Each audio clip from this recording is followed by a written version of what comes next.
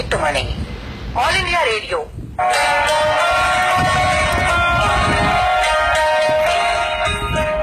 தமிழர் மாண்பு தொடரில் இன்று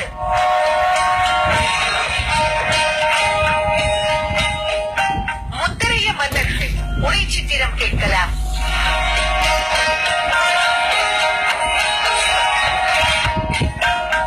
தமிழ் மொழியை தாய்மொழியாக கொண்டு வாழ்ந்த மக்களின் பூமி தமிழகம். பண்டைய தமிழகம் அழிந்தது போக மீதமிருந்த நிலப்பரப்பை தொல்காப்பியம் இவ்வாறு சுட்டுகிறது. பஹ்ருளி ஆற்றுடன் பன்மலை அடுக்கத்து குமரிக்கோடும் கொடுங்கடல் கொள்ள எனவும், மீதமுள்ள நிலப்பரப்பு எல்லையை வடவேங்கடம் தென்குமரி ஆயினை தமிழ்கூறு நல்வுலகத்து எனவும் தொல்காப்பியம் கூறுகிறது. பண்டைய காலத்தில் தமிழகத்தில் அரையர் ஆட்சி, அதாவது மன்னர் ஆட்சி நடைபெற்று வந்துள்ளது. குடும்ப மரபு வழி உறவு முறையால் வாரிசு ஆட்சி நடந்து வந்துள்ளது. ஒரு நாட்டின் மக்களுடைய வாழ்க்கை முறைகள், சமுதாயம், கல்வி, பண்பாடு, இறைப்பணிகள், பொருளியல், இயற்கை வளங்கள், அரசர்கள், ஆட்சி பகுதிகள், போர்கள், உடன்படிக்கைகள், முன்னேற்றங்கள், பின்னடைவுகள், நாட்டு தொடர்புகள் போன்றவற்றை அறிய வரலாறு உதவுகிறது.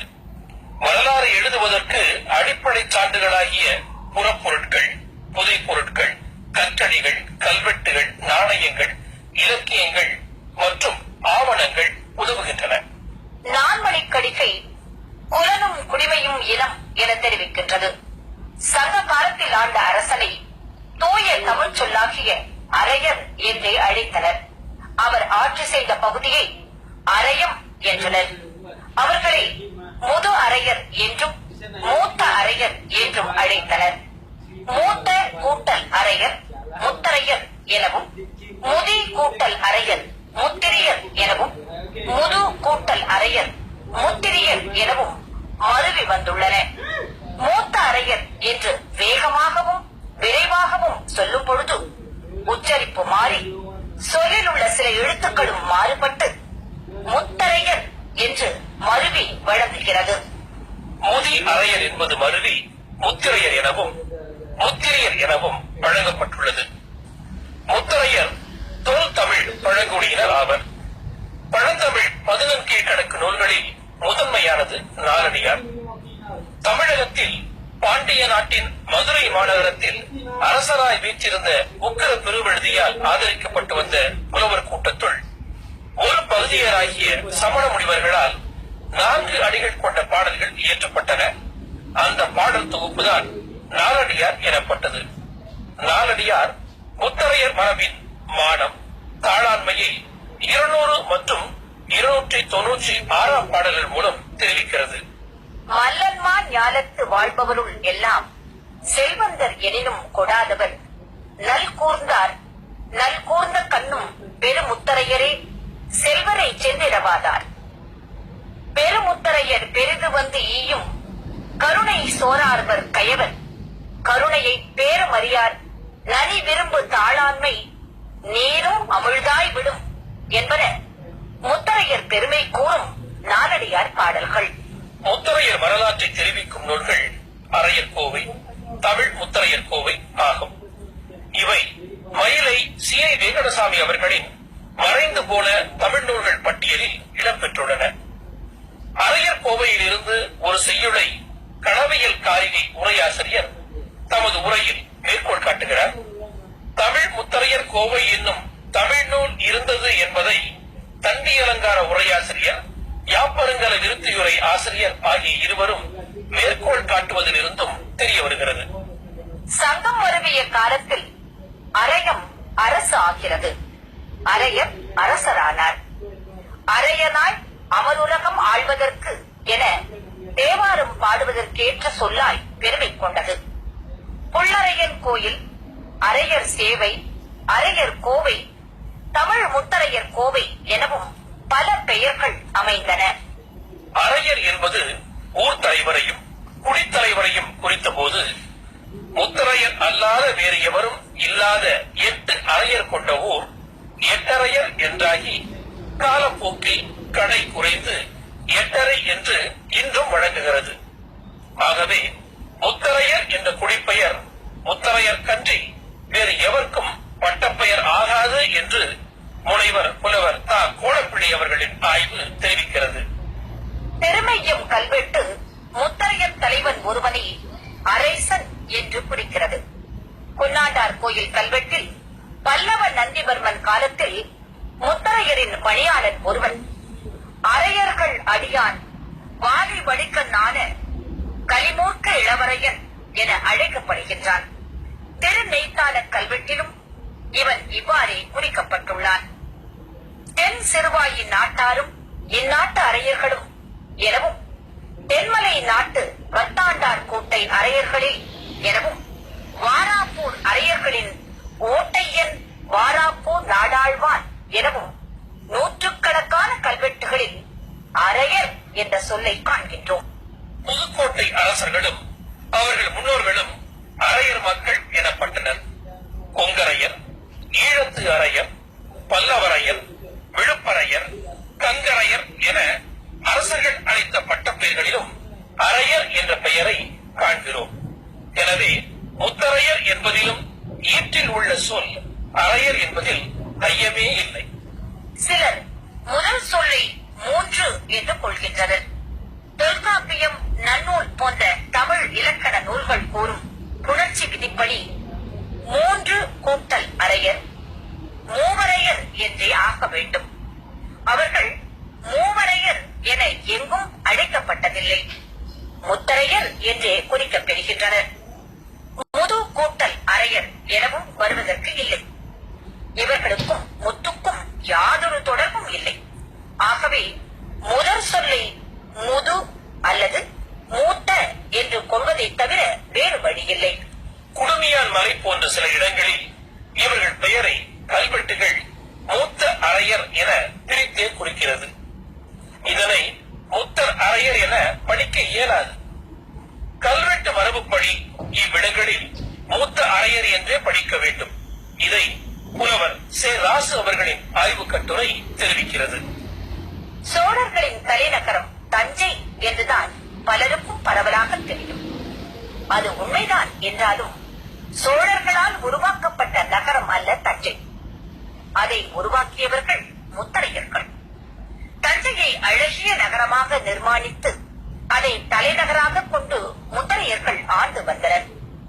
தஞ்சை நகரின் அழகில் மயங்கிய விஜயபாலையன் என்ற சோழ மன்னன் தஞ்சை மேல் படையெடுத்து வெற்றி கொண்டார்.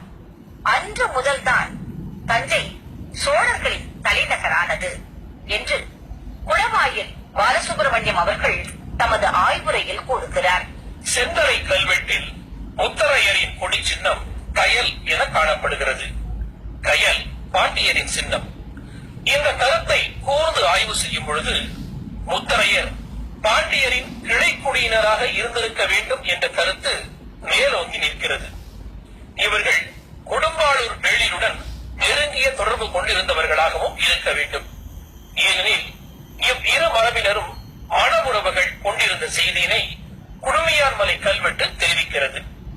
முத்தரையர் பற்றிய செய்திகளை அறிந்து கொள்ள பிற இடங்களை விட நிறைந்த அளவு கல்வெட்டுகளும் கோயில்களும் புதுக்கோட்டை மாவட்டத்தில் காணப்படுகின்றன என்று புதுக்கோட்டை மாவட்ட வரலாற்றில் ஜே ராஜா முகமது அவர்கள் கூறுகிறார்.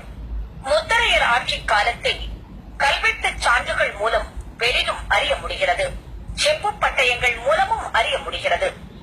அவற்றிலிருந்து முத்தரைய மன்னர்களின் ஆட்சி காலம் கிபி 6ஆம் நூற்றாண்டு முதல் கிபி 10ஆம் நூற்றாண்டு தொடக்கம் வரை என்று அறிய முடிகிறது.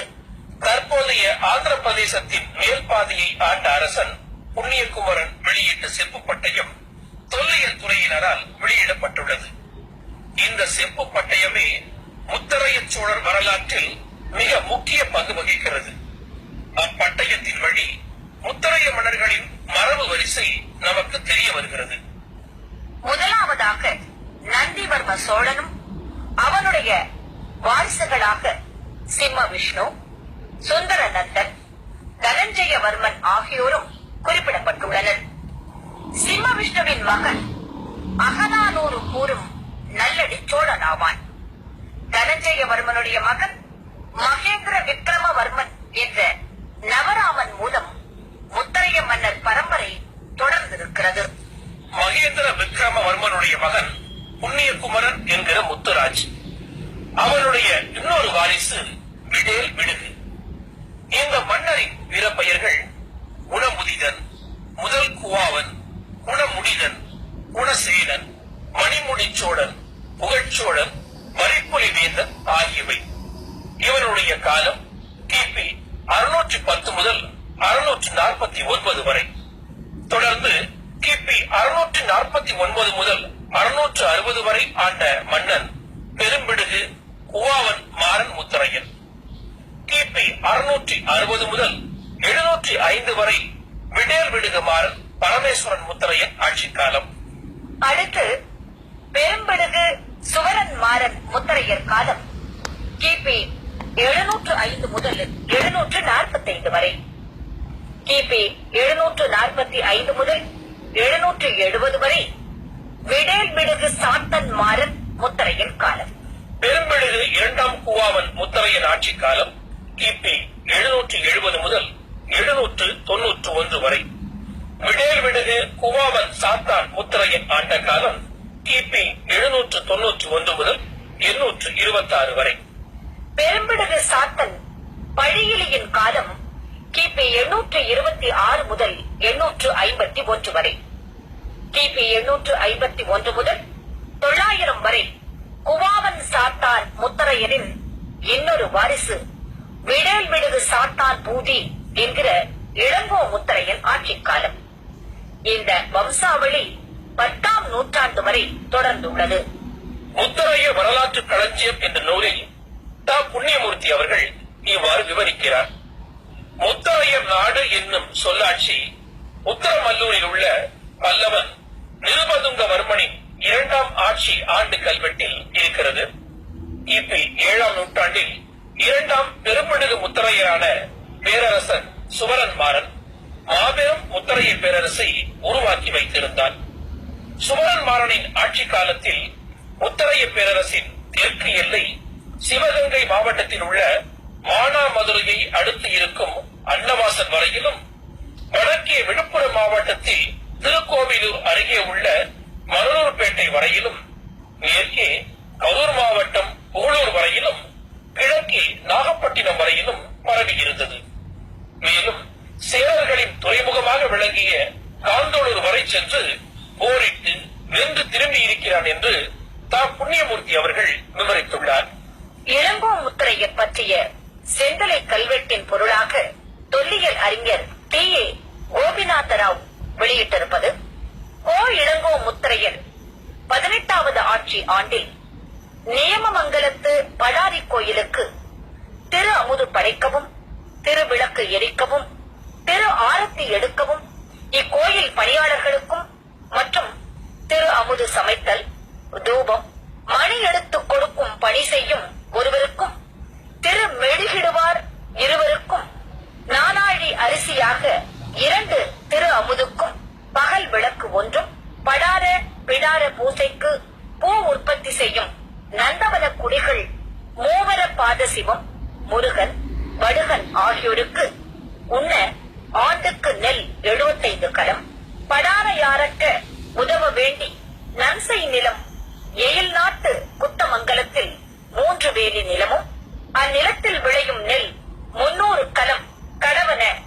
இது என் தலைமையில் அளித்தல், காப்பாற்றுதல், கடமையாக செய்தல் மகேஸ்வரர் அருளாகும் என செந்தலை கல்வெட்டு கூறுகிறது. முத்தரைய மன்னர்கள் பற்றிய நிறைய கல்வெட்டுகள் கிடைத்துள்ளன. அவற்றுள் தஞ்சாவூர் மாவட்டம் செந்தலை சுந்தர ஈஸ்வரர் கோயில் தோன் கல்வெட்டு, கருந்திட்டைக்குடி வாசித்தன ஈஸ்வரர் கோயில் கல்வெட்டு, திருச்சிராப்பள்ளி மாவட்டம் திருவானைக்காவல் ஜம்புகேஸ்வரர் கோயில் கல்வெட்டு, திருவரங்கம் ரங்கநாதர் கோயில் கல்வெட்டு, சேலம் சௌந்தரராஜ பெருமாள் கோயில் கல்வெட்டு, காஞ்சிபுரம் வைகுந்த பெருமாள் கோயில் கல்வெட்டு, மகாபலிபுரம் வராகனேஸ்வரர் மலை குடைவரை கோயில் கல்வெட்டு, கோயமுத்தூர் பேரூர் ஜோதி ஈஸ்வரர் கோயில் கல்வெட்டு, திருநெல்வேலியில் நெல்லையப்பர் கோயில் கல்வெட்டு, ஆந்திர மாநிலம் சித்தூர் மாவட்டம் காளகஸ்தி மணிகண்டேஸ்வரர் கோயில் கல்வெட்டு ஆகியவை அடங்கும். அரண் இல்லாமல் அரசன் இருந்தது இல்லை. அரண்மனை என்பது அரசனுடைய கோட்டையாகும். கோட்டை பாதுகாப்புக்கான படைகள் நிறுத்தப்பட்டு இருக்கும். அந்த வழியில் முத்தரைய மன்னர்கள் கோட்டை கட்டி ஆண்டவர்கள் ஆவர். ஆதி காலத்தில் மண்ணால் பாதுகாப்பு அரணாக இருந்த முத்தரையர் கோட்டை பொற்பனை கோட்டையாகும். புதுக்கோட்டை மாவட்டத்தில் திருவரங்குளத்திற்கு அருகில் இது உள்ளது. அதற்கான தடங்களும் சான்றுகளும் உள்ளன. இன்றும் தொல்லியல் தடங்கள் காணப்படுகின்றன. தித்தன் முத்தரையன் ஆதி காலத்தில் உறையூரில் கோட்டை எழுப்பி அரண் செய்து காத்ததாக பட்டினப்பாலை தெரிவிக்கின்றது. பண்டைய உறையூரில் கரிகால் சூழ முத்தரையன் கோட்டை கட்டி ஆண்டதையும் பட்டினப்பாலை தெரிவிக்கிறது. சாத்தன் மாறன் திருமையம் கோட்டை அமைத்து குடவரை கோயில் கட்டி ஆண்டுள்ளார். முத்தரைய மன்னர்கள் நார்த்தாமலையை சுற்றி கோட்டையை அமைத்ததற்கான தொல்லியல் தடயங்கள் உள்ளன. இரண்டாம் பெரும்பிடுகு முத்தரையன் சுவரன் மாறன் செந்தலை கோட்டையையும் கோயிலையும் கட்டி ஆட்சி புரிந்துள்ளார். தஞ்சாவூர் வல்லத்தில் முத்தரையர் மதில் சூழ்ந்த வல்லத்து அரையர் கோட்டை கட்டி ஆட்சி புரிந்துள்ளனர். இதற்கான தொல்லியல் சான்றுகள் புற ஆய்வில் தெரிய வருகின்றன. முத்தரைய மன்னர்கள் பல திருக்கோயில்களை எடுப்பித்துள்ளனர். இளங்கோ எதிரையர் என்கிற சாத்தன் பூஜை நார்த்தாமலையின் மேல் உள்ள விஜயாலய சோழீஸ்வரத்தையும், குவாவன் சாத்தானின் மகன் சாத்தன் பழியீரீச்சுரன் குடைவரை கோயிலையும், சாத்தன் பூரி மகன் பூதி கடரி பூவாலைக்குடி பெருமாள் கோயிலையும் எடுப்பித்துள்ளனர். குவாவன் சாத்தான் எடுப்பித்தவை மலையடிப்பட்டி திருவாலத்தூர் படாரர் குடைவரை கோயில், கொன்னாண்டார் கோயில், கீரனூர் உத்தமதானீஸ்வரம், கீழத்தானியம் உத்தமதானீஸ்வரர் கோயில், பனங்குடி அகத்தீஸ்வரர் கோயில், விசலூர் மார்கபுரீஸ்வரர் கோயில், காளியாப்பட்டி சிவன் கோயில், விரலூர் பூமீஸ்வரர் கோயில், திருப்பூர் சிவன் கோயில் ஆகியவைகளாகும். இவை யாவும் தற்போதைய புதுக்கோட்டை மாவட்டத்தில் அமைந்துள்ளன. இதுபோல தற்போதைய தஞ்சாவூர் மாவட்டத்தில் செந்தலை சுந்தரேஸ்வரர் கோயில், நியமம் ஐராவதேஸ்வரர் கோயில், நாகத்தி சிவன் கோயில், நியமத்து விழாரி கோயில், பூலூர் குலத்துங்க சோழ ஈஸ்வரமுடையார் கோயில், திருப்பழகம் பெரியநாயகி அம்மன் கோயில், கோன்மழைக்கால்பட்டி சிவன் கோயில் ஆகியவை மூன்றாம் பெரும்பிடுகு முத்தரையர் காலத்தில் எழுப்பித்தவை. முத்தரையர் கட்டடக்கலைக்கு மூலம் புதுக்கோட்டை மாவட்டம் நார்த்தாமலையில் உள்ள விஜயாலய சோழீஸ்வரம் மற்றும் குடவரை கோயிலாகும். மன்னர் இளங்கோவரையரால் கல்லடக்கு முறையில் இக்கோயில் கட்டப்பட்டுள்ளது. 8 திக்கிற்கும் சுவாமி சிலைகள் அமைக்கப்பட்டுள்ளன. நடுவில் சிவலிங்கம் அமைக்கப்பட்டுள்ளது. இக்கோயில் அந்த காலகட்டத்தில் மிக புதுமையான தொழில்நுட்ப முறையில் கருவறையை சுற்றிலும் கல்லால் உள் சுற்றுப்பாதை அமைக்கப்பட்டுள்ளது. இருவட்ட சுற்று கல் சுவர் கூம்பு போல் மேலே சென்று சிகரத்தில் மூடப்பட்டுள்ளது. இதே அமைப்பை உடைய தஞ்சை பெரிய கோயில் கட்டுமானத்திற்கு இந்த நார்த்தாமலை விஜயாலய சோழீஸ்வரர் கோயில் கட்டுமானம் அடிப்படையாகும். முத்தரையர் ஆட்சி காலத்தில் கிபி 6ஆம் நூற்றாண்டு முதல் கிபி 10ஆம் நூற்றாண்டு வரை கட்டிய கோயில்கள் பெரும்பாலும் காவிரி நதியின் இருபுறங்களிலும் அமைந்துள்ளன. இவற்றுள் முழுமையாக கற்களால் கட்டப்பட்டவையும் செங்கல் மற்றும் சுண்ணாம்பினால் கட்டப்பட்டவையும் அடங்கும். முத்தரைய மன்னர்கள் தம் ஆட்சி காலத்தில் நிறைய நீர்நிலைகளை ஏற்படுத்தி சிறந்த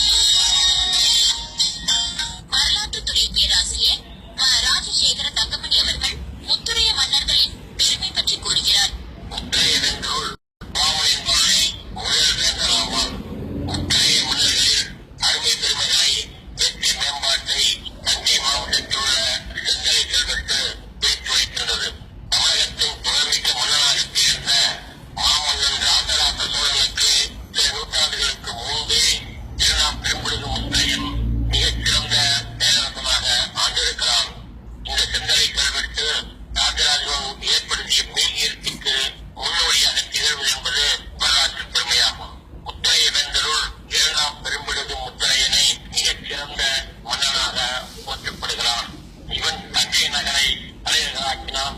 தஞ்சை நகரை அழகுபடுத்தினான். தஞ்சையிலே கோட்டை கட்டினான்.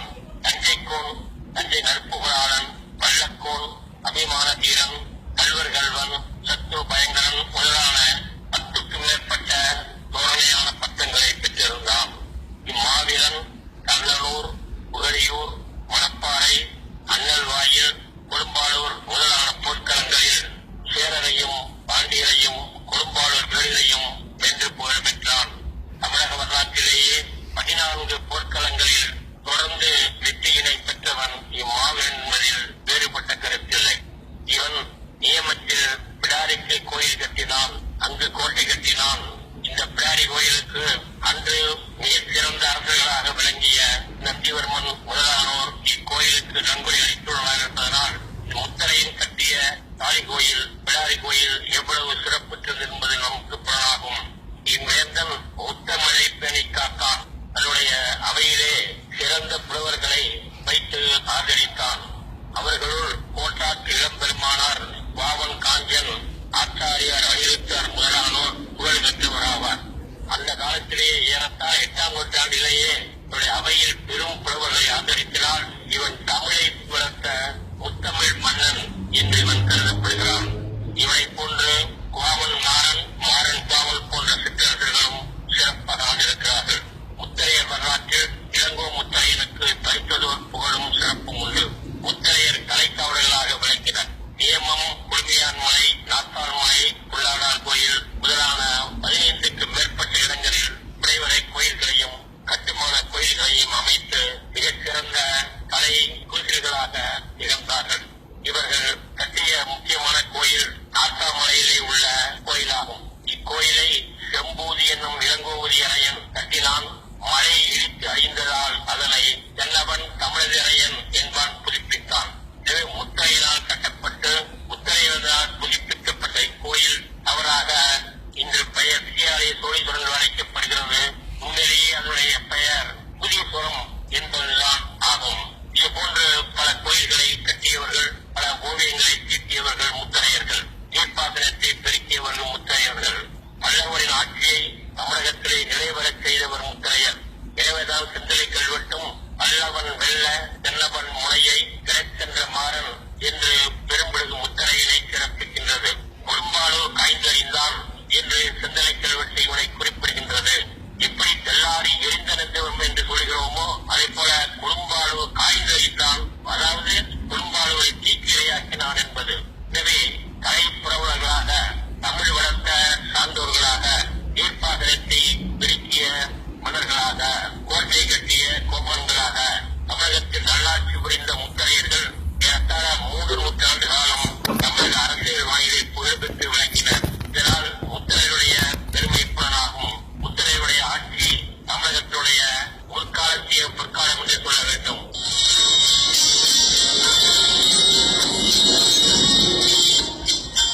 முத்தரைய மன்னர்கள் பெயர் தமிழ் பெயராகவே உள்ளன. எடுத்துக்காட்டாக அரையன், அரையர், குவாவன், மீனவன், தென்னவன், மாறன், இளங்கோவதியரையன், தமிழதியரையன், பேரதியரையன், பெரும் முத்தரையன் ஆகியவை. முத்தரையர்கள் கோட்டை கட்டி ஆட்சி செய்துள்ளார்கள். காலாட்படை, குதிரைப்படை, யானைப்படை, நெல்படை போன்ற படைகளை உருவாக்கியும் நிர்வகித்தும் போர்கள் நடத்தியும் பல வெற்றிகளை அவர்கள் பெற்றுள்ளனர். எடுத்துக்காட்டாக சோழர் மாறன் என்ற 2ஆம் பெரும்படுகு முத்தரையர் 14 போர்களில் வெற்றி பெற்றுள்ளார். முத்தரையர் ஆட்சியாளர்கள் முத்தரையர் நாட்டில் நாட்டிற்குள் நாடு என்றும், நாட்டிற்குள் கூற்றம் என்றும், கூற்றத்திற்குள் ஊர், நகர் என்றும் பிரிவுகளை ஏற்படுத்தியுள்ளனர். ஒவ்வொரு பிரிவுகளுக்கும் தலைமை காரியக்காரர், காரியக்காரர், அம்பலம், ஏவலர், தகவலாளி என பதவிகளை கொடுத்து அவர்களுக்கு ஊதியம், உம்பலம், நிலம் கொடுத்து பணிகளை பெற்றுள்ளனர். முத்தரையர் நாட்டில் உள்ள மக்களுக்கு உணவு உற்பத்தியை பெருக்கவும், மக்கள் நலன் காக்கவும் வேண்டி நீர்நிலைகளை பராமரித்தும், புதிய நீர்த்தேக்கங்களாகிய குளம்,